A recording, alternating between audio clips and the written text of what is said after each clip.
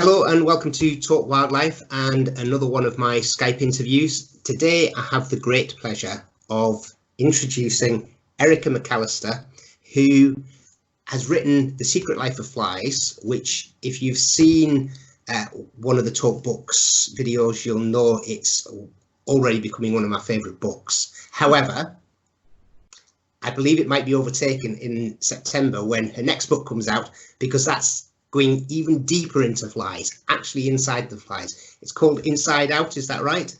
Yeah. Excellent. So first of all, hi Erica, how are you? Hello, marvellous. In my shed in the garden, enjoying the afternoon sunshine. Yeah, we've got it nice here as well in Norfolk, so that's good. So I'm not going to talk about your book, even though it's brilliant. The reason I'm not going to talk about your book is because I've already talked about your book.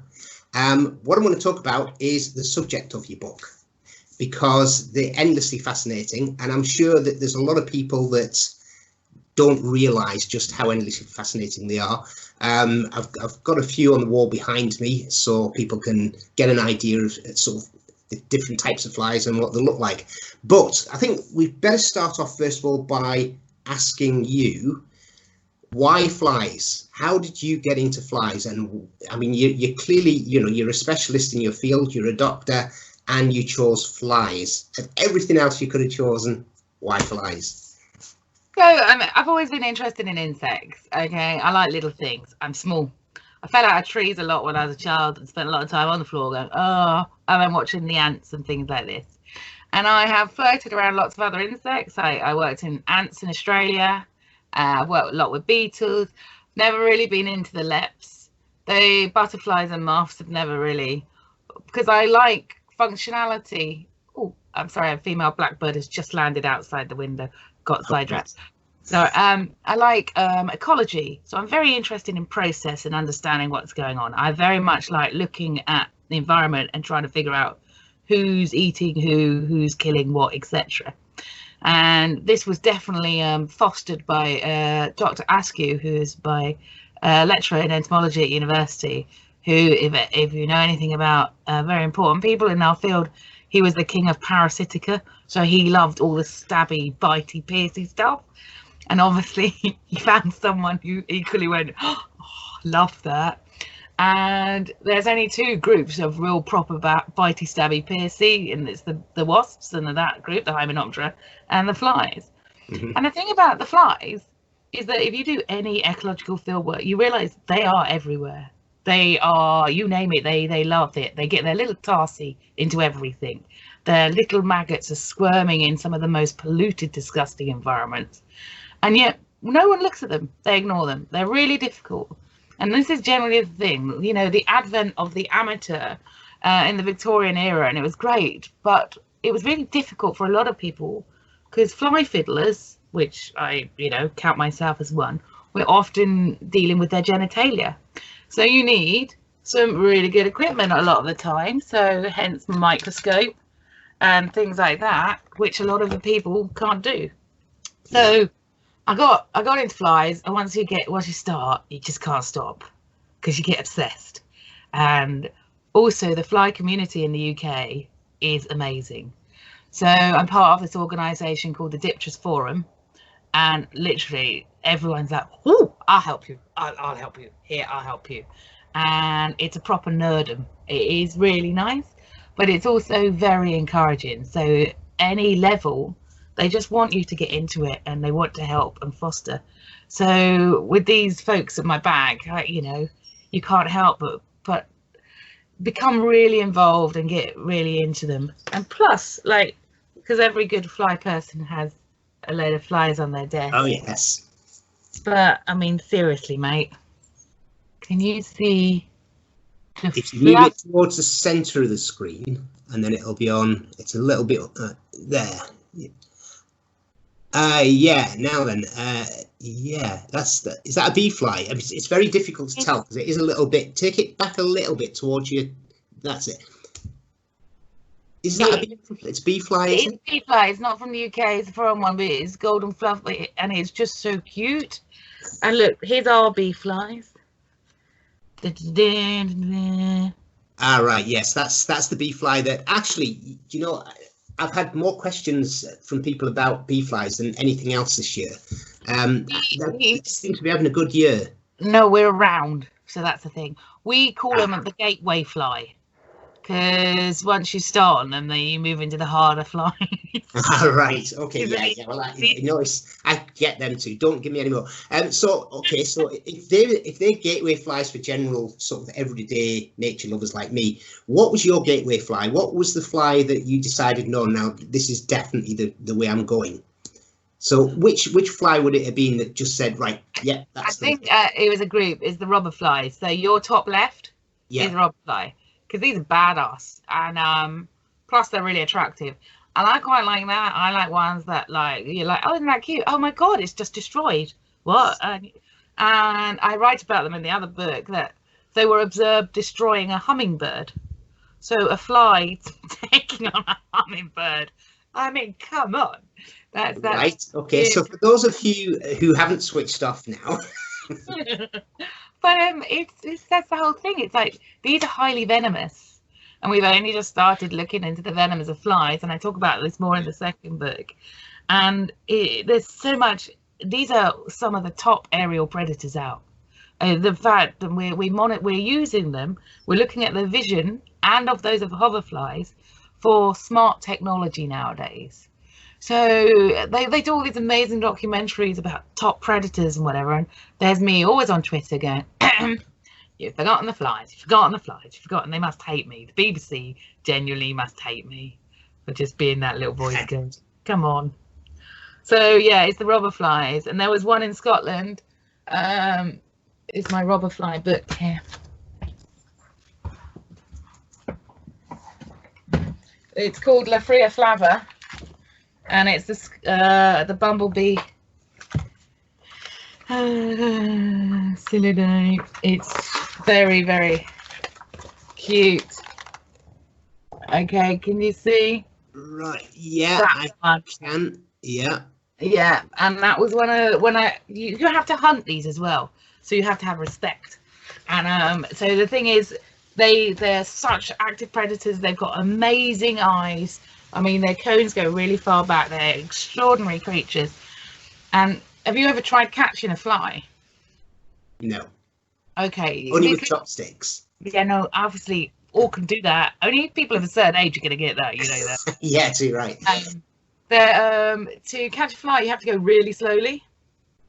Okay, because their vision is so quick, and the way they process their images is so quick that if you go really slowly, they can't see movement. So next time, honestly, try it and you can catch them. This is my party trick. I'm not very exciting at parties, to be fair. But, oh, her husband has joined her. I've got a male and a female blackbird just sitting outside the window. Sorry. It's not fair. Mind you, I can see out this window, but there's not a lot happening out this window because I was in the other room before, and that's where my chicks are. We've got blackbird chicks in the garden, so. Ah. Well, I'm guessing that I've got a nest somewhere very close, because these two are being incredibly casual. And considering I have got a cat, this is quite amazing. Sorry, flies. Flies. So 2 week flying. Flies. Yeah. How many species of fly have been identified in the world? Because I'm not going to say how many are there in the world, because I'm sure there's a heck of a lot more we haven't identified than we have identified. So how many species have been identified? And how many species are on the British list? About 160,000, I believe, of identified globally. And on the British list, it's just over 7,000. Now, that is more species of fly in the UK than it is butterflies, moths, and beetles. Yeah. So they're the second most species-rich group of insects in the UK. The only one that beats them is the Hymenoptera, bees, wasps, ants, and sawflies. And so when we look at the global patterns, we're going to realize there's been so much bias towards the Coleoptera and Lepidoptera, and there's going to be a hell of a lot more flies to be identified. Because funny enough, there's families of just tiny little black flies. Great. So how does that fly differ from that? Oh, because its genitalia goes like that rather than like that. And you're like, oh. You must have hours of fun. Hours and hours. There's just a little bit of gin and insanity. Too right. So fly groups, the one group that I'd like to just talk about a little bit, because I think flies have a lot of bad press, but I think the one fly group that might not have such a bad press is hoverflies. Oh yeah. Because, and bee flies of course, but hoverflies. But you know, hoverflies are, even though they're mimics of wasps and bees, they are cute. Some of them are cute. Now I know that when you get some of the big ones like Volucella somewhere over here behind me, you know, that does look very much like a hornet, so people are still going to avoid that. But I think the ones like the marmalade fly, I mean, come on, what better name? I think people can sort of go, yeah, I can see the beauty in that. That's very nice. So hoverflies, there's too many of them. I can't identify them all. I've got a book. Well, there's over 300 species in the UK, so they're a big group. Luckily, there's some really nice keys, okay, because they are a really popular group. They don't know what, like Roger and Stuart, their Wild Guides key, it's great. It just sits at my table at the moment because it's the most identifications. And the thing is that you will gradually, if you go on things like Twitter is like a godsend, because all these images and the Facebook groups as well, all these images, it's continuously reaffirmation of these different species. And what's good about all these different images is they're in different positions, different angles, you name it. So you become, you know, it becomes very familiar to you. So there's and you can see when they start turning up, because we've got loads of Mccallister at the moment. They're everywhere. Everyone's like, what are these fluffy things? And again, all the Meridon have come out. I love it when Volacella season hits, because it's like panic spreads and you're like, tick, that's Volacella time. There we go. Yeah. And the Helophoras, you've got a Helophoras in the middle of to the left. It's with the 3 yellow stripes down its back. And they're quite fun because they do a lot of flirting as well. So it's quite nice to watch the hovers, because the males can get really territorial and they check you out. So in your bottom, I think that's an Aristalis, your bottom left, they are notoriously territorial. And the males, you're like, seriously, look at the size of me. You know, I can come in your territory if I want to. Just try and stop me. So they're a fun group, really important pollinators. Plus, which everyone forgets, their larvae are really important. Yeah. What does a baby bee do? What does it do? Grows up. Yeah, it does nothing. It's lazy, it stays at home, it gets all its aunts to look after it. It does nothing for the greater good of its society. Now, the maggots, on the other hand, they're out working from the minute they're like getting there. So half of them are working on decomposing all of our organic crap, quite literally, and the other half are going around killing aphids and things that we don't like. So every bit of our life cycle is incredibly important for our environment. They get credit. It's interesting because you answered my next question, really, because I was going to go from hoverflies and say, yeah, hoverflies, everybody sees them. Yeah, they're all very cute, very nice. Then you've got sort of things like the midges and the robberflies and all of the mosquitoes and all of this lot. And I still think that I haven't converted people through this interview to go, oh yeah, I see flies, they matter. So you've answered a bit of it, but tell us a bit more. Why do flies matter? You know, what's the point of them? Because that's what people are going to be watching. Okay, well, what's the point of anything? Nothing has a point and everything has a point. We can get deeply philosophical about the point of any species on the planet, blah, blah. But if you're talking about ecosystem functionality, Diptera really are there because they are important in decomposition, in pollination, in predation, in parasitism, you name it, every ecological thing they do. They get rid of bodies, they get rid of waste, they pollinate, they get rid of things that we don't like. Mm-hmm. And also they inspire. So we're looking at them in different ways. We're looking at them how to create faster flying machines for ourselves now. We're looking at the mechanics of flies. We are developing that thing you hate about a mosquito biting you, right? They are developing smart needles based on her mouth parts, because basically no one ever senses when a mosquito is biting you. They only sense afterwards. Mm-hmm. So they're developing needles that can pierce your skin without you realizing. And these needles are smart. They can move around objects that are sensitive. So even in their most destructive way, they are still helping us. And I do think there's a pure joy of watching them. I'm absolutely fascinated by all the little things that they get up to in their behaviour.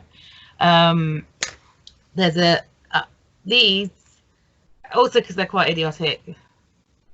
Can you hold it towards the centre of the screen? Right, that's yeah. Right, see that? They're amazing, yeah. Stalks. Those are eye stalks. Yep. So this is a typical example of an idiotic male. Yeah. Yeah. Yes. Huge. So he goes around checking out his eye stalks with the other males, see who's got the biggest eye stalk. And if they've got similar eye stalks, they fight. And there's so much we can learn about our own behaviour through monitoring this. And this is the thing about the fly, because obviously the fly is our classic model organism. So everyone has heard of Drosophila, and a lot of us are alive thanks to understanding, thanks to the genetics, thanks to everything about this fly, in being able to understand inherited diseases. Just for those that don't know what that is, and if I'm wrong, correct me, it's a small fruit fly, and it's been used in many, that's the one, many sort of various experiments relating to genetics and genetic research and all of that stuff. So yeah, now you know about it. It's got 8 Nobel Prizes associated to it. It's also, we don't just understand the genetics, we get the fly drunk. We get flies drunk because it's not ethical to get humans drunk.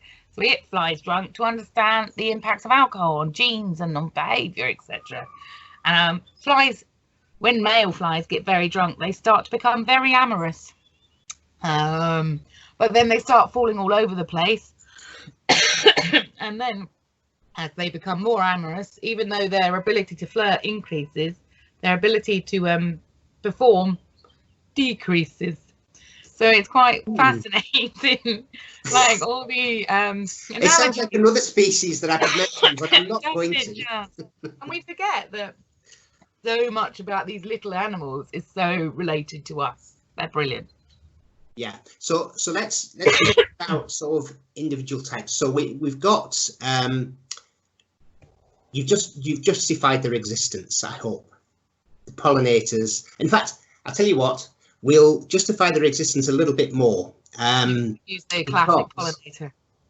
Sorry? Are you going to use the classic pollinator here? Yeah, probably. Yeah.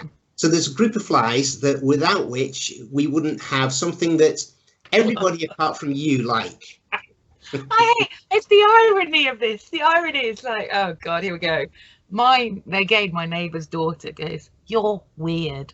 I'm like, "Why? Because of the flies?" And she goes, "No, because you don't like chocolate."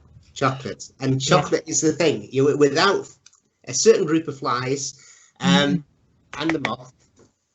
Yeah, there's one moth. I don't know who said that, but and a moth. But without a certain group of flies, but even, I mean, the moth couldn't do it on its own. It probably needed to be shown by the fly anyway. So yeah, talk to us about this. Talk to us about this fly. So the whole thing about chocolate is it's a very complicated little plant. I describe it as the panda of the plant world. Okay, it's got a really low fertility rate, a really low production of fruits, because it is tiny, little complicated system. And because it's so complicated and tiny, only the smallest creatures can get in. So only the smallest of flies can pollinate there. And those smallest of flies are the biting midges. So those no-see-ums, that scourge of Scotland, all of that family are actually the most important pollinators when it comes to chocolate.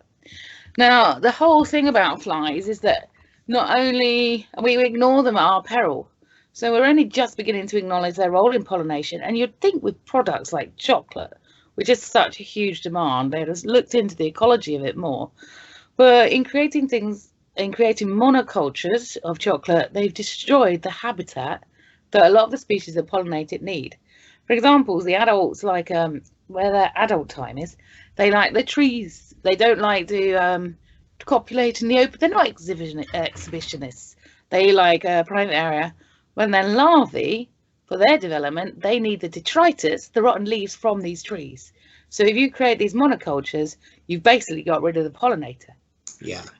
Yeah. And this is one of the reasons I love doing what I do. It's because I don't just want their names, I want to understand the ecology. So, and we have to do this more and more. So these 7,000 species in the UK, we have all their names, but with most of them, we really don't know what they're up to. And we don't know what their larvae are because they've been ignored. So this is the next stage of our understanding of our environment. Mm-hmm. So we talked about pollinators, and clearly extremely important pollinators. But you also mentioned things like recycling our waste and getting rid of our waste. So give us an example of a fly or a group of flies in this country that might be doing that for us. And are they the same flies that then come and throw up on your mashed potatoes? Well, some maybe. I mean, if you're foolish enough to leave mashed potato around and not consume it within nanoseconds, that's your fault. Because it's mashed potato and the only place it has to be is in your mouth straight away, obviously. But so the housefly is a good example of one that feeds on rotting waste, and its larvae likes rotting waste, and it has been shown to be a mechanical vector, can transmit waste around disease, but also it's a pollinator. So again, they don't just do one thing. So and we do need them, because if we didn't get rid of our feces, our world would be quite revolting. Yeah. The forensic entomology, we've been studying this for years. So flies are really good at smelling. They can find a corpse buried 6 foot under. So they can get in. You think you can carry out an undetected crime? Those flies are like, no worries for me, and go in there. So we've learned to look at some of the things that we initially think are quite revolting and use them as tools for our own advantage. And one of my colleagues who used to work a lot, he's just retired. It's not just dead bodies, but it's people in neglect, things like that. He's able to help solve these crimes, because often it's the little flies that are the only ones able to give evidence, as it were. Yeah. Other people. So they're really, really useful for that sort of thing. It's fascinating. Okay, so let's just recap. Pollination. Yep. They help with experimental genetics and various things like that. They get rid of our waste, and they get rid of, they help sort of, they help with detritus and all the rest of it. But they also, I mean, we're basing needles on them, so they help us with our technology. Yeah. There's one thing though that is sort of, it sounds revolting, but I think we should talk about, and that's what midges do for us. What maggots do for us, because maggots are also healers, aren't they? I love it. So forensic debridement therapy, maggot debridement therapy, which we have the fabulous NHS here. Now, the NHS have been doing marvellous things recently. Well, they've always done, but we've been, highlighting them. But you can go to the NHS if you have a big gaping wound, and you can go, hold on a minute, put me some maggots in there. Now, a lot of people will find this quite the revolting thing. I, on the other hand, would be fascinated. Sadly, I've not cut myself open enough, seriously, yet to have maggots. Because the maggots themselves release a digestive enzyme, a certain species it is, that actually acts on your necrotic wound, the dissolving wound, and they will eat this necrotic flesh. So I love the papers reading it. It's sloughing flesh. It's a great word. I don't talk about sloughing enough. It's sloughing. It just is so satisfactory to say, isn't it? Oh, your wound, it's sloughing. And they also release, so they get rid of that flesh, but they also release an enzyme that binds your flesh better than if it was left naturally. Mm-hmm. Now, so that's fantastic. I mean, just talk to Genghis Khan, because he was an early advocate of maggot therapy. And when he would go marauding across the plains of Asia, he would take a wagon load of maggots to stuff in his soldiers. Again, the American Civil War, that brought it back again. It was like, let's stuff a maggot in. And we were using them a lot. It was only with the advent of penicillin that we went, do you know what? Don't think we want the maggots anymore. But nowadays, the advent of MRSI has kind of kicked penicillin back, because now it's no longer having the same effect in hospitals. But your little maggots, get rid of it. They just eat the MRSI. They're like, I don't care. So you basically don't get any secondary infections either. They're just super. And because some people get a little bit sensitive with maggots crawling around the flesh, nowadays they come in little tea bags. So you put a tea bag on you, and then 24 hours later they change the tea bag and another one, and then, you know, a couple of weeks, it's brilliant. And they are some of the only things that help with ulcerating wounds. So type 2 diabetes is becoming quite prevalent. It is a big problem. And one of the secondary effects is gangrene, which you know, in this day and age, we're dealing with so many cases of gangrene. Nothing else is helping. You stick a maggot on, brilliant. See, maggots. What's not to like? Now, just to put this into context, first of all, question: did the NHS actually use them? Yeah. Yes. So the NHS. There's a champion maggot nurse in Cardiff who is doing so much literature, and she's trying to convince not just the people who use the NHS, but the nurses that they want to be doing this, because there still is a little bit of sensitivity, which is a shame. And yes, it's a really good system. I mean, it's not just a gimmick. It is a very viable and often preferable system. So we really should be considering it. Yeah, absolutely. I fully agree. And however, just for people that are sitting out there that might think, I know, I'm the type of guy that drinks bleach because the president of America tells me, I'm going to nip out and stick a maggot on some of my open wounds. Clearly, they shouldn't be doing that. No. These maggots have been sterilized. These maggots have been fed on a very clean food material before they've got to us. The early trials, there's a doctor who worked at a children's hospital in America in the Civil War. It was terrible. He didn't sterilize his maggots, and the results were not good. So please don't do that. Also, I've read far too many papers about maggots going wrong, which, if we were to ever meet in real life, you need a pint for me to tell you any of those stories. I'm thinking a third book. Oh, when maggots go rogue.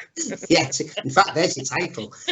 Yeah, I'll just make a note of that because that was part of my idea. No, so yeah, amazing. So even maggots, but we've got to end off just on the last thing, and that's mosquitoes. Let's just put mosquitoes into context. Yep. First of all, nobody's ever died of a mosquito bite. Nope, never. Right. I've tried so to explain that one, because I understand that, but yeah, explain that. Because a mosquito isn't a killer; it is a vector.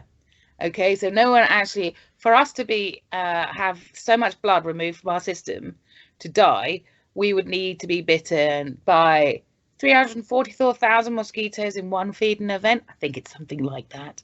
And we don't physically have enough space for that many mosquitoes to feed on us. So it's not the feeding of blood, it's because what they transmit, the plasmodium. Now, this plasmodium is the killer. Now, to put it in context, because people are like, oh, that's ridiculous. It's like saying the gun isn't the killer. Oh, that guns are killers rather than human. I'm saying, no, actually, let's put it in context of what we're talking about now. We've got COVID-19. This is a virus that's spread by human to human. Now, the humans aren't purposely trying to kill each other. The virus is using them to pass on. Now, the plasmodium does affect the mosquito as well. It causes it to feed more. It causes it to act more. And so it is, again, it's being a manipulative. Now, mosquitoes, or most of them, not all of them, most of them do need a blood meal. And they've taken this evolutionary strategy to make it much more efficient for their offspring. So the plasmodium, the malaria, has taken advantage of this for their own nefarious ends. So malaria is very bad, but we shouldn't get rid of mosquitoes.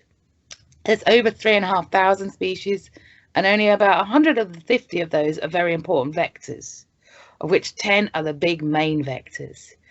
Now, what we are seeing much more work going into now is breaking the disease transmission.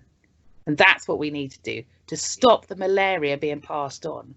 Because every time we've tried to wipe out a species, things go wrong. We do not understand enough about the ecology of any of these species. We do not often understand how they interact. And what we have seen in many instances is where we wiped out one vector, one type of mosquito, poof, another one comes in and takes its place. So we don't want to wipe them out. We just want to stop that disease transmission. Plus, the larvae of most of these mosquitoes are really important for those things, those other flying things that a lot of people like, the birds.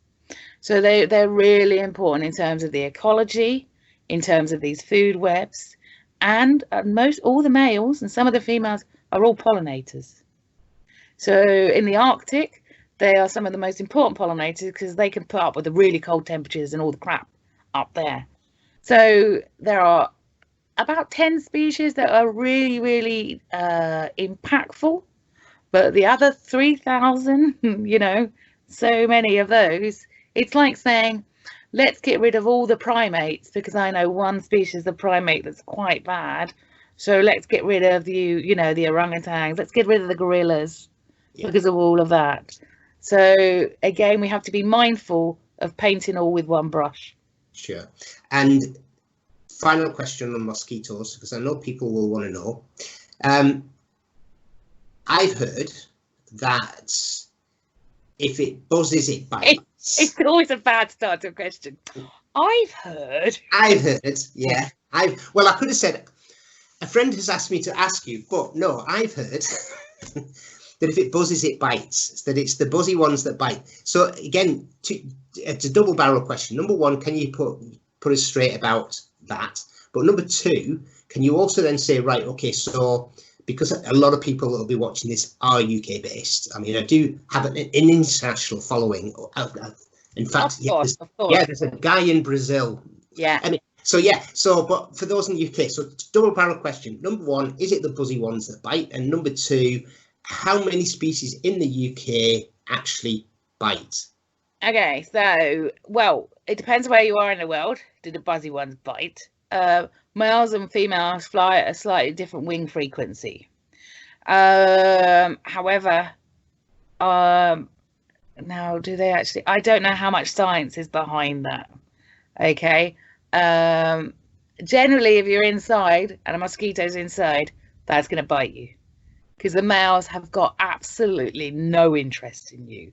So if you can hear it, it's going to bite because it's got that close because it wants to bite. Yeah. Okay. If you can't hear it, it's just not there. So she's looking for you. She's smelling you. Okay. And she's listening for you. She's doing also. He is doing all that just for her. He doesn't care about you. Yeah. In the UK, we have about 33, 34 species, of which there's only one or two real nuisance biters, we call them.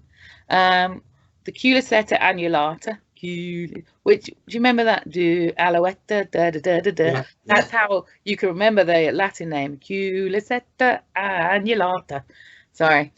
No, I'll practice that later. Yeah, there you go. It's the one with the mottled wings. Okay, it's one of our largest mosquito species, and that is a real nuisance biter. And you can watch her; she sticks her mouth parts, her stylets into you. It's quite fun. I got pictures of them and put them on Facebook. All these friends, but she's quite bad. And Culex pipiens is another one that is a nuisance biter, and that's quite a small species. So those are the two ones again. But there's all sorts of things you can do. It's easier to hang around with people who get bitten, and then you won't get bitten as much. That's my number one piece of advice. My blood group isn't as attractive, so I don't get bitten that much, which is quite handy. Yeah. Do you know what blood group you are? I haven't the faintest idea. I think I've got some left, but I haven't the faintest idea. But I don't get bitten very often. No. So number one is genetics. So you blame your parents. Blood group, all these sorts of things. Drinking ale That's attractive. Ah. Sadly. Being pregnant, that's very attractive. So certain ones you have problems with, others I think you're going to be okay. Yeah, and the all of this sort of stuff like citronella and all of that lot, do they all work? Is there one particular that's better than the rest? Well, the thing is, a lot of them will attract them and then dissolve their feet on impact and things like that. I don't like things like that. I'm not very good. They're doing lots of, the London School of Hygiene and Tropical Medicine are doing lots when it comes to development of impregnated clothing.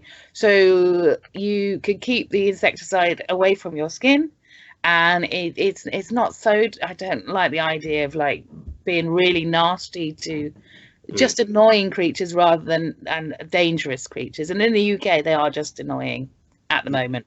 There's a little story, but anyway. We'll save that for the next interview. Yeah. In a year's time, when everything's all gone, oh my God, and I'll be like, yeah, I was so naive. And things with citronella, in a lot of those, they attract them to come closer. So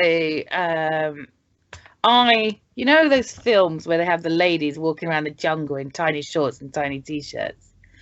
I do a lot of field work. I look nothing like, well, for many reasons I look nothing like that, but I am covered head to foot in cotton, thick cotton, because I have a massive protective barrier, and that is arguably the most sensible thing you could do. Right. Good. Well, on that note, we'll end this party political broadcast for flies. Great insight. I knew it would be great insight because I've read the books. So I knew it'd be brilliant. I knew it'd be fun because I've watched some of your YouTube stuff. So thanks very much for that. I'd like to talk to you again when the next book comes out, because I'm absolutely certain I will have read it, because I can't wait.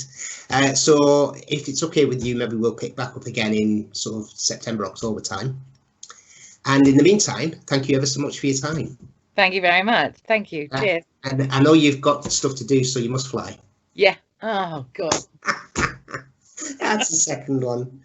I used fly in the element while we were off screen, and I got the same goal. Okay. Please go. Please go. Take care, Erica. Thanks ever so much. Bye. Bye.